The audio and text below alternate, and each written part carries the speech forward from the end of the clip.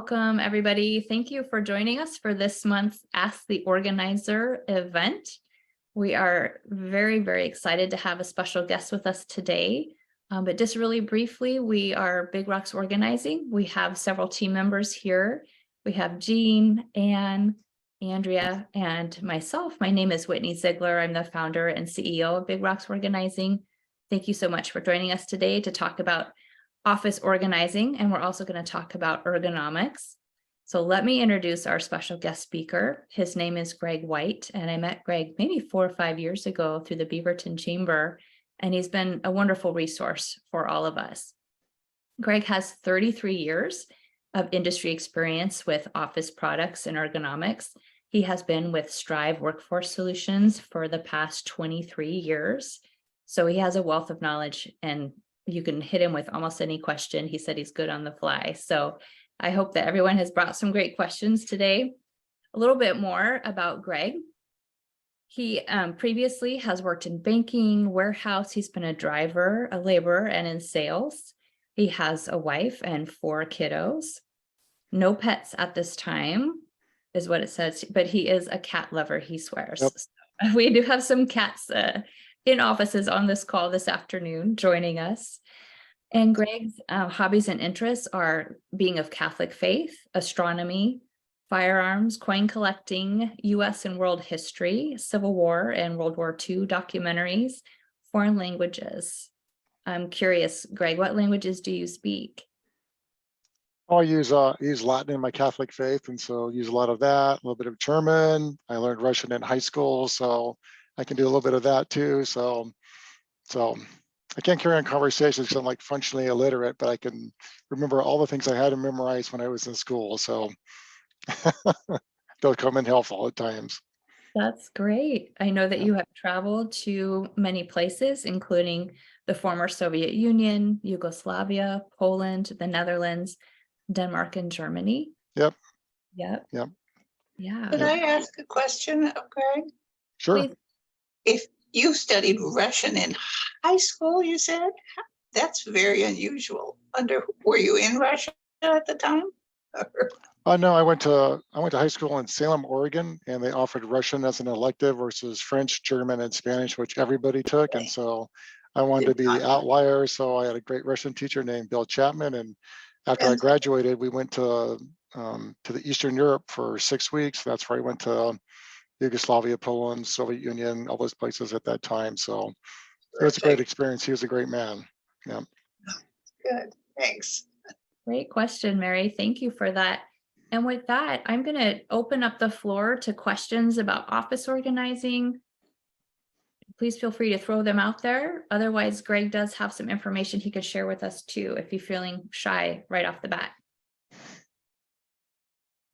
Well, I have a question because of my age. I just turned 80, and I also was an administrative assistant in my professional life years ago. I am so accustomed to paper files, and everyone else is now shifting to everything on the computer. Now, I don't feel as if I really want to relearn everything, but should I? I'll take that one, Greg, if that's okay. Sure. The answer is no, you don't need to go digital if you don't want to, Mary. I think it does depend on our age, our generation, and also just where each of us are wired differently. Some of us tend to be paper people, and some are digital, and some are hybrids, and some of us are in transition, becoming more comfortable with switching from one to the other. So there's no right or wrong. One isn't better than the other. But I think there are systems and processes that we can go through whichever system we use, or sorry, whichever medium we use to kind of simplify and reduce the amount of papers and files, whether they're digital or hard copies that we have. Okay. Yeah. Does that fully address your question? Not fully, but I'm willing to continue listening. Okay, well, if you have a follow-up question or if I can clarify more, please let me know. Okay. Yeah. And if anyone from the Big Rocks team wants to add or jump in too, please feel free. And well, anybody attending, this is a meeting of the minds. So we're not just here as experts to just disseminate information. This is an interactive workshop. Okay. Well, This is Kathy Poets Chat. Why don't we pick Greg's mind? Because he's the invitee and we'd like to learn from Greg. sounds good. Okay. Yeah, great. Well, a lot of what I do is just educating and talking to people. I do in-home assessments for people in commercial office environments and people in private home settings. A lot of what I talk to people about is their positions to the equipment that they're using and their posture, because we've all throughout our lives created particular habits that are just ingrained with us on how we sit, how we move, how we position ourselves to the equipment that we're using. A lot of people are using, desktop PCs at home at work. A lot of people are using laptops or tablets. And so how you interact with that kind of equipment is different. So it just depends on what type of equipment that you have. And if so, how do you position yourself to that? I mean, I work with a lot of people, who have ergonomic chairs and they sit it and they'll kind of lean to the right, or they'll tuck their leg under their other leg and they'll sit in the chair like that, or they'll pull their feet up underneath and put their feet on the base. That happens a lot. Or they'll do what's called perching. So they'll slide to the edge of their chair and bend forward. And so I put your body in all sorts of precarious positions. I tend to perch myself, and so I have to correct myself every day that I work, slide myself back in my seat so I have back support, right? And so it's an ongoing process. And so what I basically do is I go in and I go to people's offices and I just watch them work for a couple of minutes, and I can tell how they're sitting and how they're positioning themselves to their equipment. And if people are wearing eyeglasses like I do, your monitor positions need to be different. A lot of people who have corrective lenses like I have, progressive or bifocals, they need to have their monitors lower and tilted back to eliminate the glare that comes from overhead lighting. How people are positioned to whether left or right hand dominant or left or right eye dominant. It helps us to be able to set up their equipment that's close to them, so they'll be able to reach for it without reaching away from their body or pulling themselves forward. I see a lot of people have their keyboard set far too far away from them, and so they're actually pulling themselves out of their chairs and leaning forward. As soon as you do that, your head is, of course, the heaviest part of your body. So if that gets out of position and gets forward, it's just going to pull your entire body forward. And so it's going to create all sorts of back, shoulder, and low back pain, doing those kind of things. So I basically go in and I educate people, because typically they're in some kind of pain when I go and talk to them. And so when we start talking about doing posture correction, like that's an immediate change for them, because they don't really think about it. And so they sit back and we adjust their chair, we adjust their height to their equipment, and they get immediate relief from stuff that they've been experiencing. So it's great to see people get out of pain that have got into there through no fault of their own, really, because they've never been taught about that. And so that process I do has to do with the kind of chairs they have, the kind of desks they have. Sit stand is all the rage, and what kind of equipment should you buy, and how do you use it, and how do you position yourself to it, and how long am I supposed to stand? How long am I supposed to sit? There's all sorts of ideas around that, and it just depends on your body type and your physiology and your condition of your health. So that's kind of an overview of the kind of things that I offer and the services that I do for people. Greg, did you find that problems multiplied when people started working from home during the pandemic? By far. Just what happened is people nobody had went good out of chairs at yeah. first. Well, people are working off furniture that's actually in their home. Well, it's not designed for that. It's not designed for you to sit in all day long. Like I've seen people sit at wood chairs on dining room tables and things like that. And that's a terrible position to put your body in, right? It's not designed for that. It's designed for you to sit down, have a short meal, get up, and then move, right?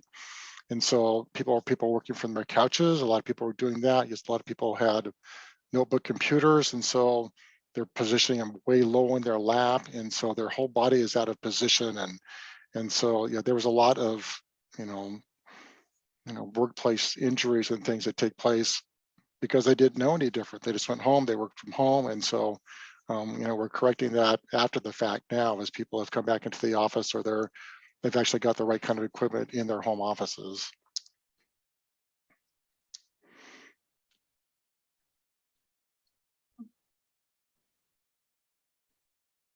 I know I wouldn't be in organizing today if I hadn't had a workplace injury, Greg. So definitely, I wish I had met you years ago. Not that I am very glad to be in organizing now, but that workplace injury, I got tendonitis in both my wrists from being on a keyboard all day, and it definitely changed the trajectory of my career and of my life. So yeah, being able to know the correct posture, maybe if you could show us some of your slides so that we can prevent Sure. your injury, that would Yeah, be happy to do that.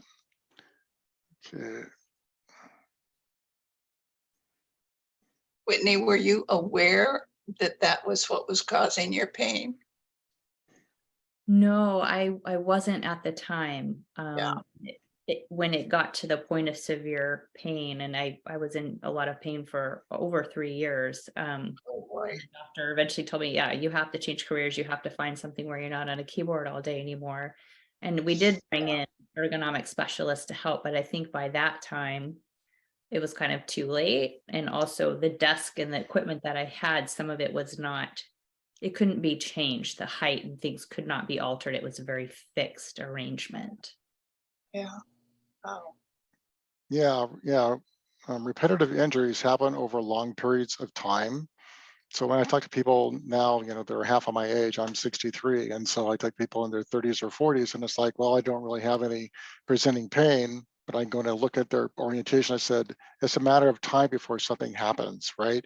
And so if we correct it now, then you're going to be able to avoid that down the road, right? Wrist position, especially those kind of things. Whitney was talking about carpal tunnel and stuff like that, is about wrist position and how you, how close your keyboard is to you. All those things contribute to those type of, pressure or repetitive use injuries. So, yep. So these are some slides that I put together. Workstation evaluations is, that's the jumping out point for me when I go out and visit people. So it's about, what kind of equipment you have, what type of tasking or working that you're doing. You have conversations around that. If you have any pre-existing injuries or conditions I need to know about. A lot of people seem to have a low back injury. It seems to be more present for people that the older that they get. I run into that a lot more, or tailbone injuries, something like that. And so there's a way that we can create and mitigate those type of things through the type of seating that we do and through posture correction. So posture assessment, again, is what I do a great deal of time to it. And so, when you're doing, working from desk, having your monitor at the correct height, as this FAR diagram shows, then have your head balanced and level to your monitors. If you're not wearing any type of like eyeglasses, and making sure that you're sitting upright and erect when you're doing, your shoulders are relaxed and your arms are at your side when you're working, instead of reaching them out in front of you and pulling yourself forward. Those are really key and basic components for correct posture when you're in a sitting position. Okay, so when you're switching, you go into a standing position. It's more of eye height with the monitor and making sure that your arms are neutral and at 90 degrees in that diagram there. You're going straight into the keyboard without you having your wrist bent up, which is going to precipitate carpal tunnel over time. And make sure your wrists are neutral and flat. So you're making sure that you're standing up straight, and it's critical if you're going to be standing and working to use a good anti-fatigue mat. It's important to do that.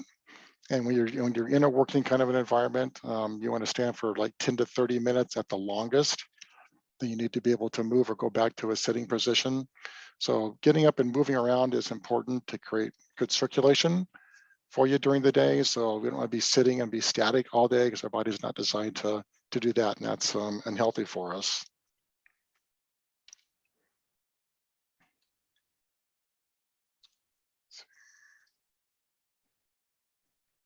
So these are just different positions that you can be that we consider ergonomically correct for standing, or what's called decline sitting, upright sitting, or recline sitting, which means you're sitting back just a little bit in your chair. And typically in a recline sitting is the position you'd have if you work with a like an under-desk keyboard tray. That's a better position for you to be in. And what is the declined sitting?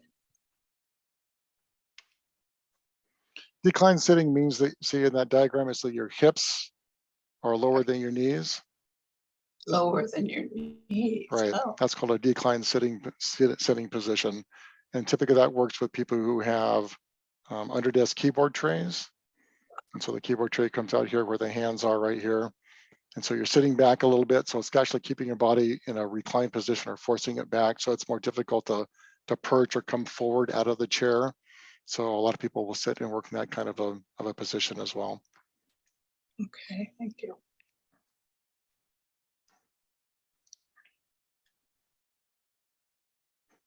This has to do with a monitor position when you're standing and working. So making sure that the monitor is the correct distance from you and it's at the correct height. Because when you're seated and you're working on your computer, when you stand up, the monitor is not in the correct position for a standing height. So you need to actually make an adjustment to the height and depth of the monitor when you're switching to a working position. And again, for people who have vision correction, making sure the monitor is tilted back when you're in a sitting or standing position that prevents you from having your bifocals and having to turn your head up in order to look and to see the information. Will cause neck and shoulder strain to be able to do that on a regular basis.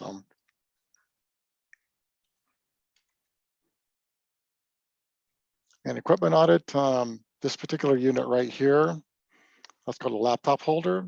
And so people would do that because laptop screens are much smaller than your typical desktop screens. And so getting your laptop in a position where the screen is higher and then using a wireless keyboard with that is the optimum, makeup for doing that type of working and not working from the keyboard that's on the laptop, because it puts you in a position where it's too low to you and you're always having to have your head bent forward and looking down all the time, which is a poor position for your neck.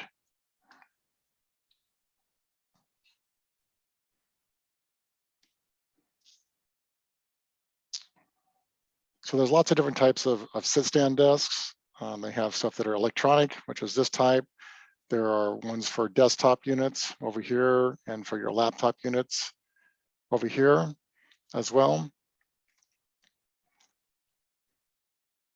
And everybody's seen these type of units made by, Adaptive Ergo makes them, Veridesk makes them.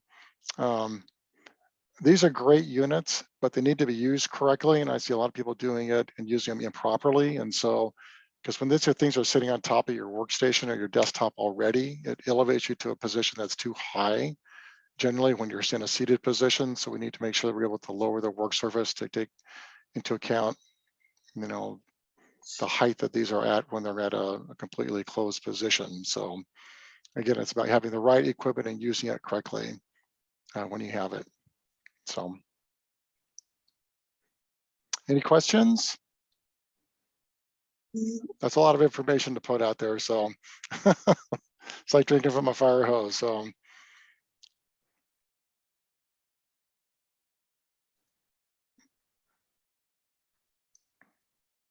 I'm curious about your process, Greg. If somebody wanted to have you come to their home office or to their office to do an ergonomic consultation or to ask for help with picking out the correct furniture and using it correctly, how do they go about doing that? Yeah, well, they can, my contact information is on our website, which is called striveoffice.com on our landing page. There's a tab that you can look up me and you can, contact me by email or by phone, and I'm happy to set up an assessment. My initial consultation's free of charge. And so that makes it easier for people to come out and just have conversations. It's like I'm about helping people. You know what? Over time, the more relationship I make, the more the money comes secondarily to me. And so I want to go out and be able to help people, especially in home office environments, which I find where there's lots of dysfunction with the way that people are working there. So reach out to me at striveoffice.com or my email, and available by phone or text. Any of those ways you'll be able to reach out to me to schedule evaluations. Thank you. And we'll put your contact information in our follow-up email. Oh, great. Thank you. Yeah, so that people have it. We do have a question that came in. Sure. What about sitting on those yoga balls or the bouncy balls instead of a desk chair? I've seen people use that kind of a setup. Typically it makes it difficult because what you're doing is you don't have any back support. And so your entire core is engaged in order to support your body. And typically when people are working on the ball, since it's a sphere, you're always leaning forward and you have pressure on your legs all the time because you happen to basically force and keep yourself stable. So personally, I'm not a big fan of those generally. I think it puts people in a poor ergonomic setting because they need to be able to have support in their back when they're working. And so that's not something that I would typically recommend to someone. It seems as if it might be distracting also from your work because you're worried about where your body is. Yeah, if you get a little bit Work. sideways on one of those, you can spill out of them. And so those are things that, people need to be, aware of, right? Because you have to have a wider foot stance in order to support yourself depending on what size the ball is and things. So, so I would caution people about doing something like that. Definitely. Thank you, Greg. We had a request if you could put your very first slide up that had the ergonomic measurements. I'm wondering if you'd be willing to share your slides with us and we could send them out in our follow-up email to people Sure. who are here today and who registered. Sure. Thank you for Sure. that. Sure. Yeah. We have someone who's been taking screenshots of your slides. So if you wouldn't mind putting it back up just for a minute, that would be great. I sure will. Let's go back to.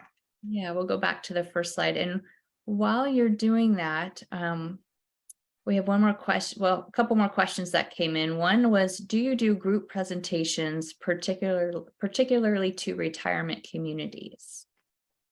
Yes, I do. I do group presentations. Yes, I'm happy to do that. They could just reach out to you directly. Yep, definitely. And then there's a paper question that came in that I can tackle while you're going back to your first slide. Okay. This one reads, I feel I'm a pack rat with paper because I don't know if I'm going to need it.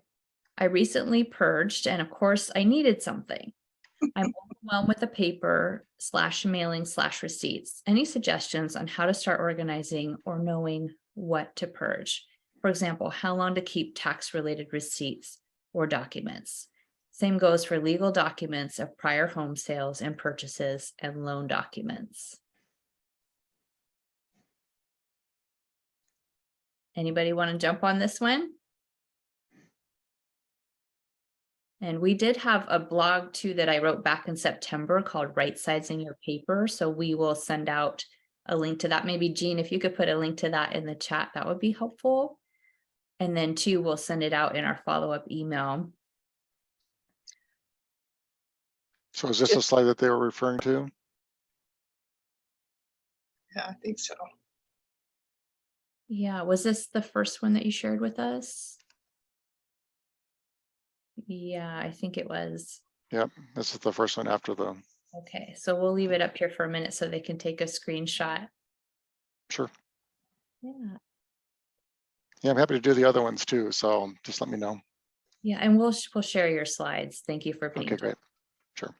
Oh, sorry, the person is writing me the one before.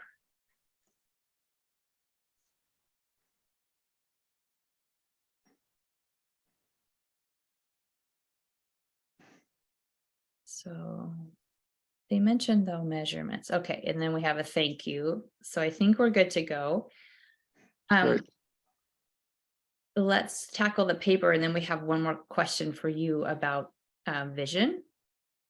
So as far as paper and what to keep, what not to keep, and tax records and things. So the IRS does put a list on their website about guidelines for what to keep, what not to keep. You also want to check in if you have a CPA with your accountant or your tax preparation. professional. The general rule is to keep them for 7 years. I've been told by some people that you only have to keep the backup documentation like receipts and things for 4 years, but keep your actual tax returns for 7. For me this year, I am now, scanning everything in, saving a copy in the cloud on my computer, which is then backed up, and then also uploading it to my CPA's portal. And then I'm shredding my hard copy documents. I'm not keeping them anymore. I decided that I'm over paper. So I hope that that helps answer your question. I know that a paper could be a topic that we could do a whole nother presentation on, and we might do that in the future, but we'll also share that blog link with you, and that'll hopefully help you get unstuck. And you can also feel free to reach out to us one-on-one as well. So Greg, we had a question come in about, Sure. Do you have any particular hints for monocular vision? So I'm wondering, Peggy, do you mean people who don't use glasses? Or could you clarify? I mean, people who only have vision in one eye. Okay, thanks. Uh-huh. That's I the first find- one. I find ahead. I have trouble with my neck getting sore, sitting in different directions to be able to see the computer screen as I need to see it. Yeah, it's about trying to position yourself so that you're not sitting with your head turned when you're looking at your screen. So it may be a matter of positioning the screen to the left or the right eye, whichever you have your vision in, and be able to get so that when you're working, you're looking directly into your monitor. Next, you don't want to have any like head turning or if you're having your body turned and your head turning the opposite direction, those kind of things. I want everything to be directly facing the equipment that you're using, and so be able to look at it and not have to do a head down or head up or head turn to get correct vision on your monitor. Does that help? Thank you. You're welcome. Greg, what precipitates somebody calling you? It would never dawn on me that there are people who can fix, things like, well, I've been in pain for 3 decades because I've been sitting in front of a computer and apparently sitting wrong.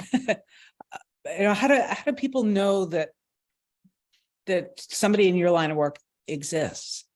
I have relationships with chiropractors.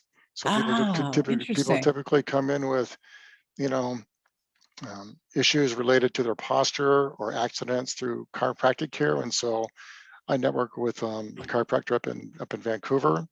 And so he'll refer people to me who, they come in for their adjustment, but their posture is poor. And so it just keeps aggravating their condition, right? So it's like the chiropractic plus changing posture will give them that long-term result that they need. And so that's typically how things come to me, or I'll work with, like I said, Department of Human Services. So they have like whole, divisions that work with, human resources and workplace injuries and things like that. So, get some of that stuff driven from there. But for the private thing, it usually comes through like medical referrals. Yeah. Thank you. You're welcome. Greg, earlier on, you talked about having a dominant eye. Do most of us have one? Yeah, you're the left or right eye dominant, and there's things that you can. There's a YouTube video that shows you how you figure out what that is.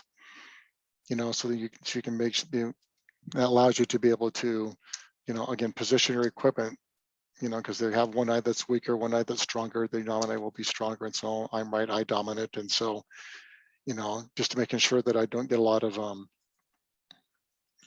eye strain, which comes from having the incorrect lighting. Either lighting is too bright, or at my age, not enough lighting. Because the older that you get, the more direct lighting you need on the work that you're using. And so that one then will eliminate eye strain, or turning down the brightness of the glare on your monitor, again, to get a better contrast there so it's not so bright. So those are kind of things that come as a result of, left or right eye dominance.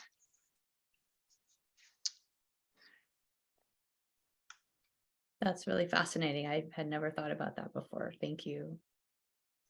Yeah, but so we all have our, dominant hand. I'm right hand dominant. So you want to make sure that your phone that you answer is on that side, or the things that you reference, or you work with the most are on that side. So you're not reaching across your body to access things. You want to make sure good conservation of movement and making it just really simple to be able to have things right in front of you that you use regularly.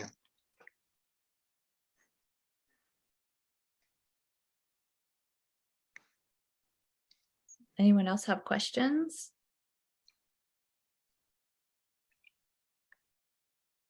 I did put our right sizing the paper in your home blog link in the chat, and we'll send that out in the follow-up email as well. Greg, I know that you have worked with us at Big Rocks Organizing, Right. productivity and your calendar and time management. Could you speak to that experience and what it was like? Yeah, I worked with Alyssa, and she came in, and my calendar was a mess, just to be honest, right?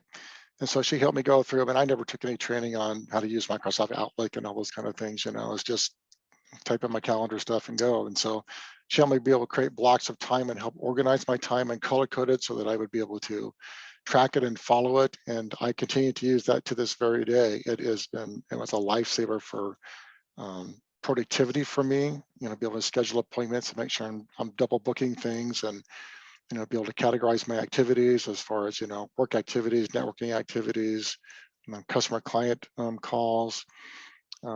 It's been a great experience for me. So if you haven't taken advantage of Whitney's expertise and with her amazing people, you should do that. It's a great investment in yourself. So Greg, did you mean that you went from paper and pencil calendars to computer? Yes, I did. Yeah. I create, Okay. I create everything I receive electronically from my emails and stuff. I have folders that are for customers. I just drop those in there, and so I don't keep paper records. And so everything I do, I reference electronically. I take notes, and scratch my notes out, but I'll create a digital copy of that and save that so that the only thing I have for paper is basically my project files with my drawings in them. But I also have, electronic backups of those. So yeah, I basically do most of my work electronically. Yeah. Yeah. It's a huge time saver for me to You're still realize. young. Yeah. I'm a young man, right? Yeah. So yeah, actually the electronic files is so much faster than paper files, so much faster. And in my job, productivity is king. So yeah, it works great for me. Yeah.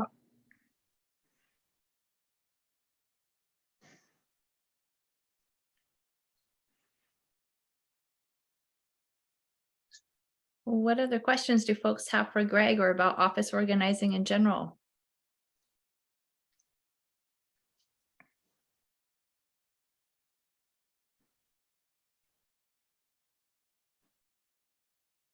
Jill, did you raise your hand? Yeah, you're on mute. Paper receipts, I keep for until I see it's cleared, but if I have to return something, sometimes they want to see that receipt. So how do you, I have a box I've been throwing them in, and then the box gets full, of course. Is there a better way to deal with all of that paper? Because sending it to my email, like Square does, is sort of helpful. Yeah, you could scan them and save them in electronic folders, but yes, usually once it's cleared your bank or your credit card, it is saved, unless it's a receipt for some, specific expensive purchase, maybe some equipment or something for your business that you want to hold on to. But I have a folder that it's just called Keep for 60 days, and I go through it once a week. So I keep those receipts just in case I do need to return something, because usually it's a 30 or 60-day window. Some stores are a little bit more generous than that, but I go through and clear it out once a week, at the very least once a month, so that it doesn't stack up too much. And then I just run them through the shredder once they've expired.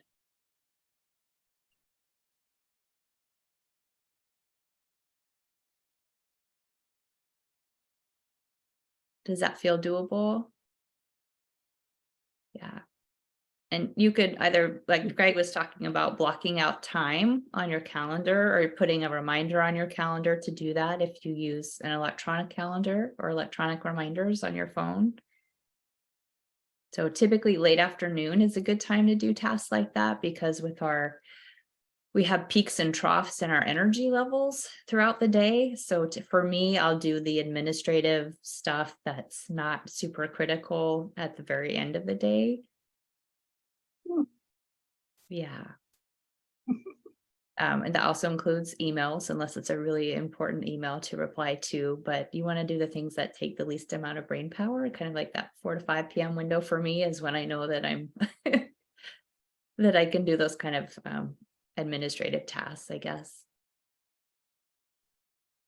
Yeah, I can speak to that. I mean, before Alyssa came out there, you know, I didn't realize that those are things were even a reality, right? High energy, low energy, when you should be doing particular types of tasks. And that really helped me get more productivity out of my day by being able to block time out to be able to do certain tasks at certain points of the day. So that was super helpful for me.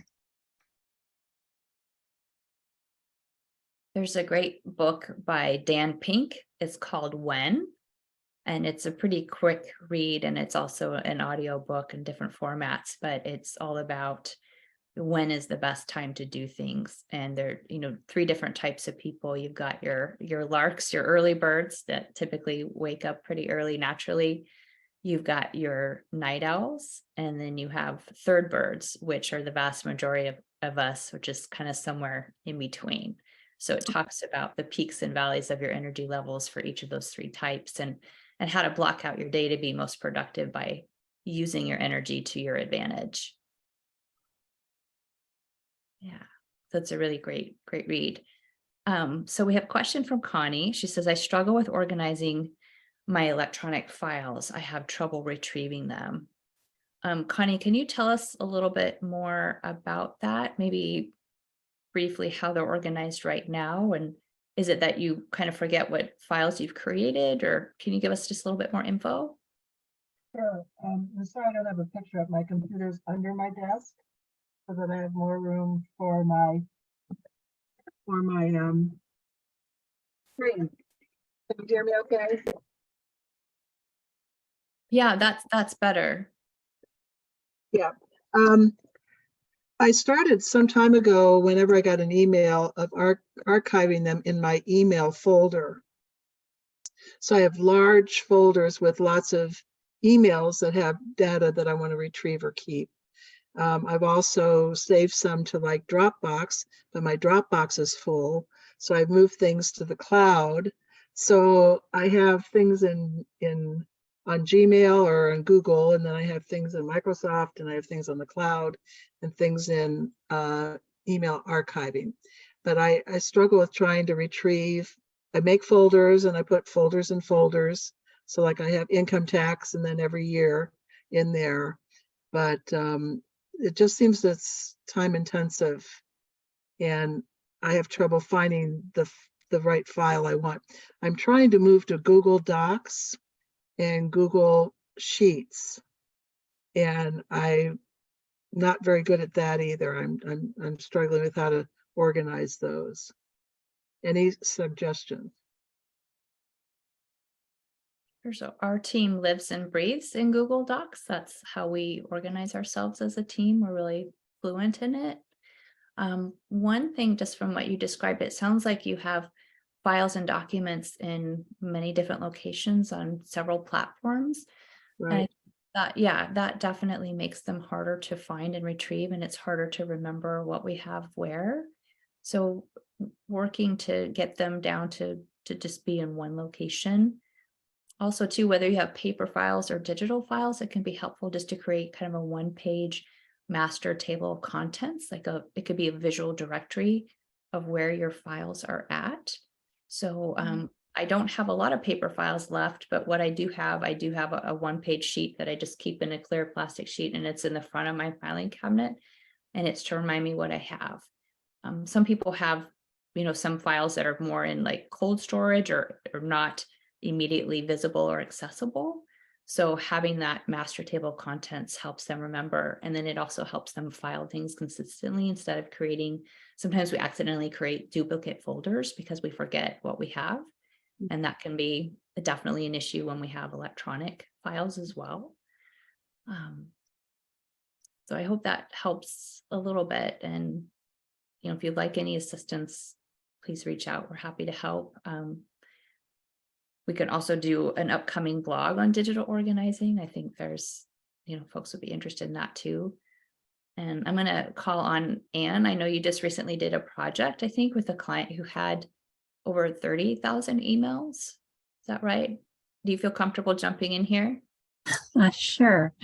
Yeah, I think the thing that makes it super hard is having it on multiple platforms. The client that I worked with was in a similar situation where it was in at least 3 different clouds, and she had at least 20 different email addresses. So I would say step 1 is pick a platform and invest in it so you don't run out of space on it. So you can put everything that you've got in one place. Because no one can keep up with that many different things. It's not you, it's the quantity and the having it all over the place that makes it super challenging. So once you can kind of make that decision and move forward with one place, you'll find it's so much easier just to keep track of things, because then you can use the search tool and it'll search all of it because it's all in one place. Because if it's scattered, you can't really use search. So you're having to mentally index where everything is instead of using the technology to support you in doing that. Those are good ideas. I like the idea of a summary or a catalog.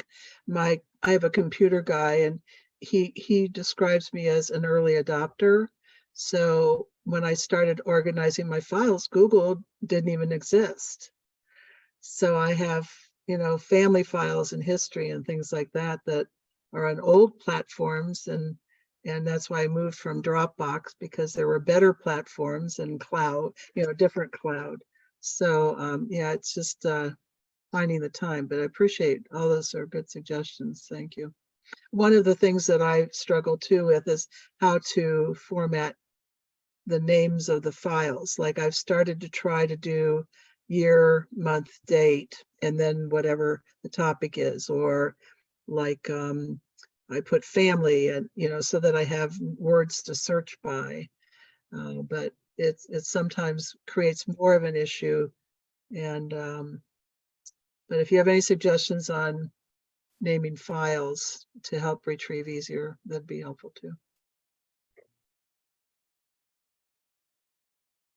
We do have file naming conventions that we use for our team, Connie, so that we're all doing it consistently and can find things. And we do the year first, and then the month, and then the date, so that everything will come up in order. You could again create kind of a one page documentation of how you're naming your files, because again, over time we can kind of forget what our conventions were, and it's nice to have that cheat sheet of what categories you choose and what your rules that you're making for yourself are to reference. And Anne, do you want to add anything to that? Just that if you do switch to Google for everything, the search power of Google goes deeper than just the file name of things. So you actually don't, it's still good practice to do that, but it will also pull up things that if you, if the word is in the document itself, it'll turn up in your search.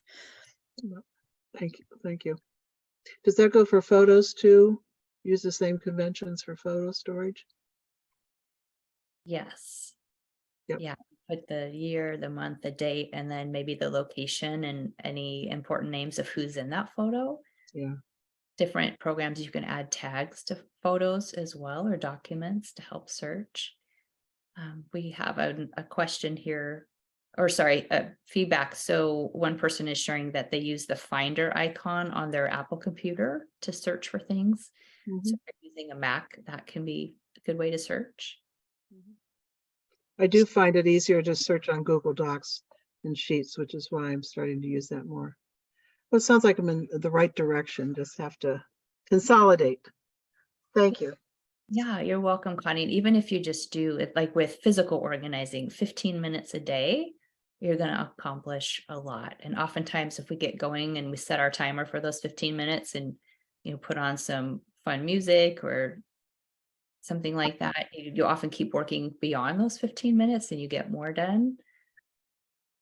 There's also some, free, you could have an accountability buddy where you and your friend are on Zoom and you're each organizing your digital files together, or maybe you can find an accountability buddy who's attending here today as well, but hop on and you say, okay, we're going to work together for 30 minutes and you're right there looking at each other. So you're both working on your own projects, but sometimes it's fun to have that buddy, even if you're not talking, but you're co-working.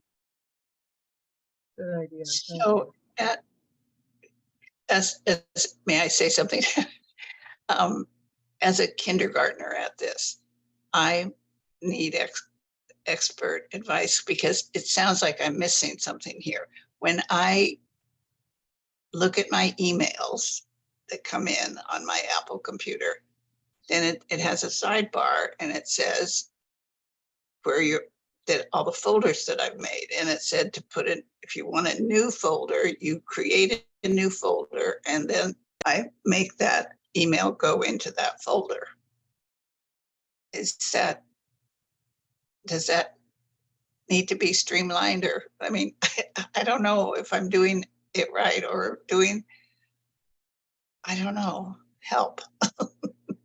There's multiple ways to do it, and I'm happy to defer to you on this one. I get to get a private message too from someone who's wondering how to organize emails and whether or not they should create folders. So you're not alone, Mary. Someone else has this exact same question. That's the way I've been doing it. I don't know. Well, think of it as if you got a piece of paper coming into your house, just like this email. Would you necessarily create a file for each one that's coming in? No, only what I think I'm going to have to refer to. Yeah. So I have created a big rocks folder and it's getting really full. Oh, but no. there's little emails that have gone back and forth that really do not need to be saved after the fact. So I just trash those. But yeah, when I have a subject that I know I will have to look at or may have to look at, I create a folder for it. That makes sense. I do have an email, like how to handle email handouts. That's just a couple pages long that I'm happy to share after this in the follow-up email. But you could get by, depending on what email platform you're using and how strong the search feature is, you could get by with just like 3 folders, kind of one.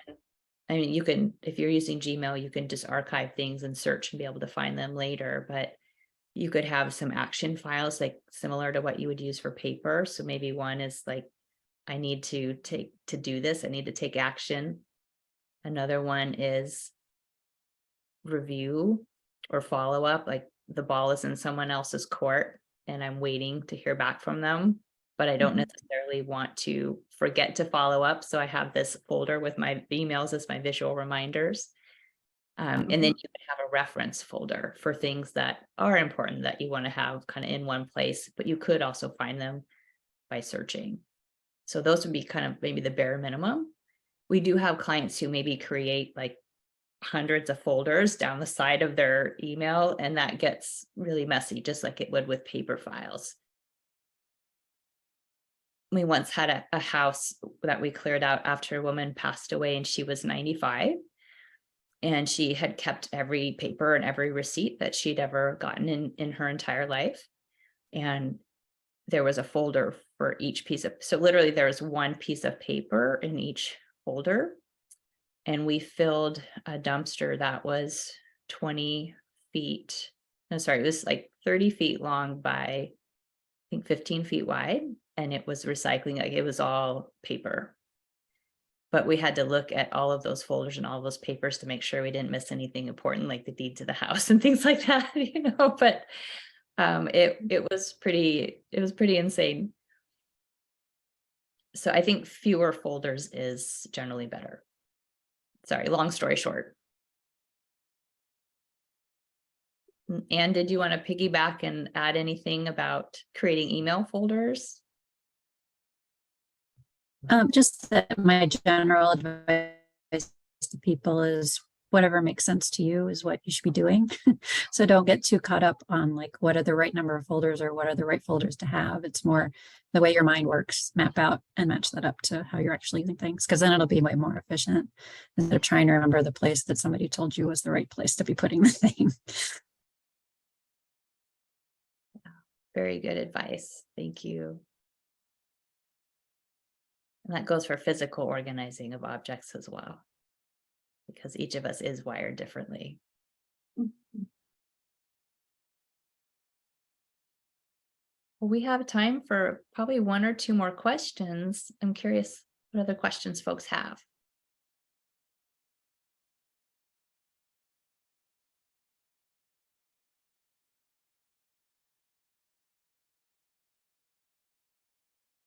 All right, I'm curious too, what your biggest takeaway is from today and what your next action step is for organizing your office or working more ergonomically. I need to stop sitting at my dining room table. One of my kids moved home and she took over my office. So. Uh-oh. When my daughter comes to work here, she lives in Seattle, but she can work remotely. And so I have to share my office with her, but I clear off my main desk for her and her meetings. That's what we do. That's nice.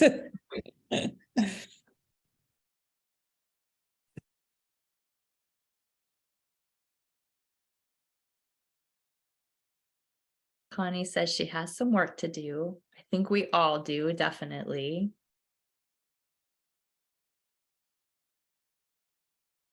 Anybody else, any action items or next steps that you're taking away from today? I think the idea of having an index of where things are and that or table of contents, whatever that would be called, even for your, not just for paper, but for the computer itself. Yeah, absolutely. And you can call it whatever you want to, whatever makes the most sense to you, Jill, whether it's an index or table of contents.